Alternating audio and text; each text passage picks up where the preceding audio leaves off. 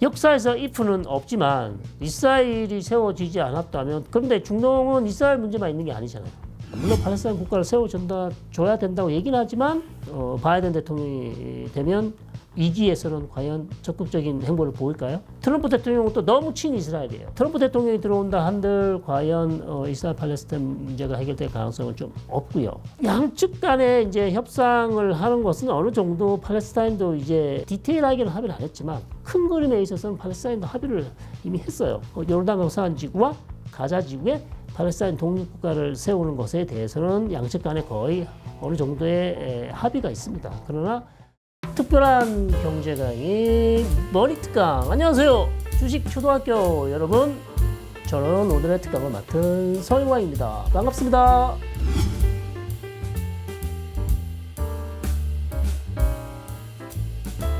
가자지구 전쟁은요, 지금 사실상 오늘 끝나도 별 놀라지 않을 정도로 사실상 이미 다 거의 끝났고요. 나타냐후 총리가 이집트 국경과 맞닿아 있는 라파 지역, 마지막 좀 지역을 지금 이제 공격하겠다고 계속 버틴 거잖아요. 거기 뭐 하마스 뭐 4개 연대밖에 없답니다. 그래서 그 다음에 이제 하마스의 가자지구 최고 지도자들이 거기다 숨어 있을 가능성이 높다고 이제 판단하는 것이죠. 자, 그래서 어떤 하마스를 완전히 괴멸시킨다는 그런 아주 이미지를 만들어서 본인이 지금 정치적 입지가 너무나 안 좋기 때문에, 지지도가 너무 낮기 때문에 마지막에 이거라도 좀 잘 성공시켜서 낮은 지지율을 좀 회복시켜 보려는 상당히 개인적인 정치적 의도도 보이고 있고요. 그래서 아무리 지금 바이든 대통령이 나타냐후 총리를 압박을 해도 끝까지 버티면서 지금 작전을 하고 있어요. 그래서 결국 기대할 수 있는 것은 바이든 대통령이 좀 더 강한 압박을 해야 되는데 그럴 것 같지는 않습니다. 지금 군사지원 법안까지도 통과시켰고, 그래서 이런 상황에서 결국 최소 한두 달은 더 기다려 봐야 된다. 왜냐하면 라파 지역 작전을 하는데 그 정도 걸릴 것 같고요. 그 다음에는 만약에 이제 어느 정도 정리가 되면 또 우리가 생각해 봐야 될 게, 그럼 가자지구 통치권을 이제 누가 통치할 것인가? 그러니까 포스트 하마스 이후에 가자지구는 어떻게 될 것인가를 이제 계획을 하고 거기에 대한 어떤 합의를 하고 협상을 해야 되는데, 거기에 대해서도 나타냐후 총리가 아무런 비전을 지금 제시를 하지 않고 있어요. 모든 것들이 지금 교착 상태에 빠져 있습니다. 그래서 정확히 가자지구 전쟁이 언제 끝날지, 그 다음에 가자지구가 전쟁이 끝나면 가자지구의 통치권에 대한 어떤 국제사회의 어떤 합의도 없는 상황이고요. 그래서 모든 것이 불투명한 그런 상황이라서 사실상 가자지구 문제는 길면 올해 말까지도 갈 수 있다. 미국 국내 정치에서 중동 문제가 그렇게 중요하지는 않아요. 결정적이지는 않습니다. 아시다시피 미국 국내 경제나 실업률이나 뭐 이런 것이 가장 중요한 사안이지, 중동 문제가 결정적인 요인은 아니지만 뭐 그래도 외교적 성과를 낸다면 바이든 대통령에게 좀 도움이 되겠죠. 그래서 전혀 상관없다, 전혀 영향을 안 미친다라고는 할 수는 없지만, 그러나 국내 문제보다는 조금 그렇게 덜 중요하다고 말씀드릴 수 있겠고요. 바이든 대통령으로서는 중동 문제를 빨리 끝내고 좀 영내를 안정화시키는 것이 본인의 선거에 도움이 되는데 마음대로 지금 안 되고 있습니다. 현재로서는 좀 그럴 가능성이 높다. 왜냐하면 이제 가자지구 문제가 설사 끝나더라도 이스라엘과 팔레스타인 문제가 해결을 하기 위해서는 결국 팔레스타인 독립국가를 세워줘서 이스라엘과 팔레스타인을 완전히 분리시켜야 되는데요. 거기에 대한 대책이 사실상 마련되기 어렵다. 더군다나 이제 그런 문제를 해결하기 위해서는 미국이 가장 적극적으로 그 부분을 해결할 수 있는 유일한 국가거든요. 그러니까 이스라엘 팔레스타인 문제를 중재할 수 있는 유일한 국가. 근데 바이든 대통령도 마찬가지지만 임기 4년 동안 아무런 것도 하지 않았어요. 이스라엘 팔레스타인 문제 해결을 위해서. 그것은 왜 안 했냐면 내가 노력과 시간을 들여봐야 가능성이 별로 없다. 그러면 다음 대통령이 누가 될지 모르겠지만 바이든 대통령이 되면 2기에서는 과연 적극적인 행보를 보일까요? 모르겠고요. 트럼프 대통령은 또 너무 친이스라엘이에요. 네, 바이든보다 더 친이스라엘이에요. 그래서 트럼프 대통령이 들어온다 한들 과연 이스라엘 팔레스타인 문제가 해결될 가능성은 좀 없고요. 그런 측면에서 좀 중동 지역의 영구적인 평화 조금 어려워 보이고, 그다음 팔레스타인 문제가 계속 이렇게 해결되지 않으면 이번에 하마스가 직접 공개한 것처럼 하마스는 가자 지구에서 영원히 사라지지 않을 거거든요. 전쟁이 끝나도 다시 하마스는 재건될 확률이 높습니다. 그래서 그렇기 때문에 하마스 괴멸이라는 것은 거의 뭐 하나의 상징성이고요.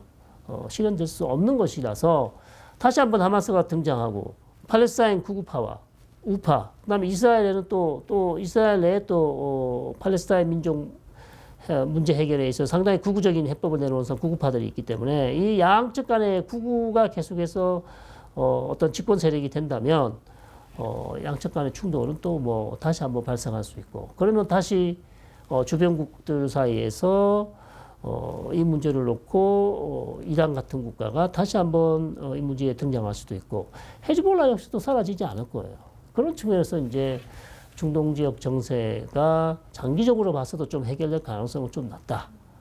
상당히 이제 부정적인 전망이 될 수밖에 없죠. 그러니까 이제 자기 땅을 뺏긴 거지만 현실 정치에서는 이미 이스라엘이 외교적이나 군사력이나 모든 것이 앞서 있고, 그 다음에 또 미국이 그 뒤에서 이스라엘 계속 지원하고 있고, 사실상 뭐 유럽 국가들도 그다지 지금 이 현 상황에 대해서 팔레스타인을 적극적으로 지지하는 것 같지는 않습니다. 물론 팔레스타인 국가를 세워줘야 된다고 얘기는 하지만 양측 간에 협상을 해서 합의안을 만들어내야 된다.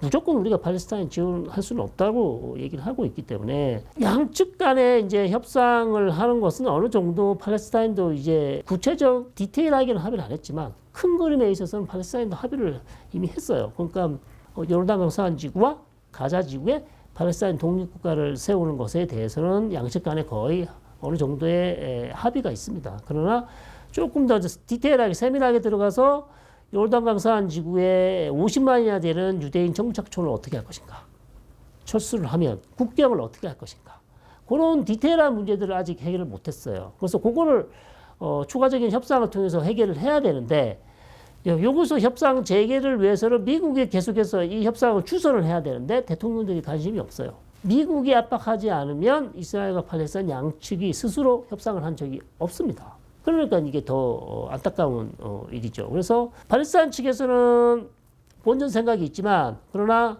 이미 알고 있어요. 우리의 한계는 여기까지다. 지금 이미 이스라엘 국가가 서 있는 지역은 우리가 다시 되돌려 갈 수 없기 때문에 요르단강 서안과 그다음에 가자 지구라도 지금 빨리 국가를 세워서 독립하는 것이 자기한테 유리하다. 최선의 길이라는 것을 팔레스타인 측도 알고 있으나 그 길을 아직 못 찾고 있습니다. 그래서 추후 누가 대통령이 되든지 간에 이스라엘 팔레스타인 문제를 해결하기 위해서 적극적으로 노력을 해야 되고, 더 중요한 것은 객관적인 입장에서, 중립적인 입장에서 중재를 해야지 이스라엘 편을 너무 들면요 해결이 안 돼요. 그러니까 이게 얼마나 어렵겠습니까, 이 해결책. 역사에서 if는 없지만 이스라엘이 세워지지 않았다면 당연히 뭐 중동에, 그런데 중동은 이스라엘 문제만 있는 게 아니잖아요. 이란하고 사우디하고 왜 이렇게 어려운 관계를 유지하고 있습니까? 이게 꼭 이스라엘 때문만은 아니거든요. 그러니까 본인들의 어떤 중동 지역 내에서 누가 헤게모니를 가지느냐, 그 다음에 누가 친미이고 누가 반미냐, 여러 가지 이제 자기들 간에도 알력과 다툼이 있고 이런 것들이 있기 때문에 이스라엘이 가장 큰 문제이긴 하지만 이스라엘 문제만 있는 것은 아니다. 그렇게 이제 말씀드릴 수 있겠습니다.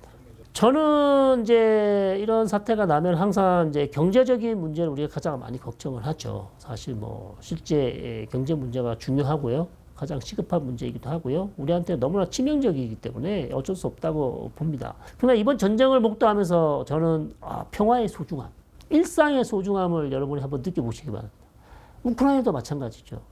갑자기 러시아와 전쟁이 나면서 우크라이나 사람들은 정말 완전히 전쟁 국가가 됐어요, 지금. 그러니까 그 젊은 사람들이나 아니면 아이들이 전쟁이 없었다면 본인들이 원하는 직업이나 꿈을 다 꿨을 텐데, 전쟁으로 모든 것이 다 끝났어요, 사실. 전쟁이 끝나기 전까지는 사실상 어느 것도 아무것도 할 수 없습니다. 그러니까 우리가 누리는 이 평화가 너무나 중요하다는 것을 여러분이 꼭 아시고, 이 평화를 지키기 위해서는 우리도 할 수 있는 것을 다 해야 된다. 그리고 남북 간에 지금 우리도 대치를 하고 있기 때문에 과연 우리가 이 대치 국면을 좀 풀고 정말 더 영구적인 평화로 가기 위해서는 우리가 무엇을 해야 될지, 우리가 어떻게 해야 될지, 이번 분쟁을 보시면요. 전쟁이라는 것은 정말 우리가 뉴스로만 보고 화면으로 봐서 우리가 전쟁을 느낄 수는 없습니다. 그러나 전쟁의 잔인함은 여러 차례 우리가 뉴스를 보거나 상황을 보시면 간접 체험을 하실 수가 있어요. 그래서 저는 정말 일상의 소중함, 평화의 소중함을 느끼시고 이 소중함을 잘 지켜내기 위해서는 이 좋은 평화를 지켜내기 위해서 우리가 할 수 있는 것을 다 해야 된다. 저는 그렇게 생각합니다.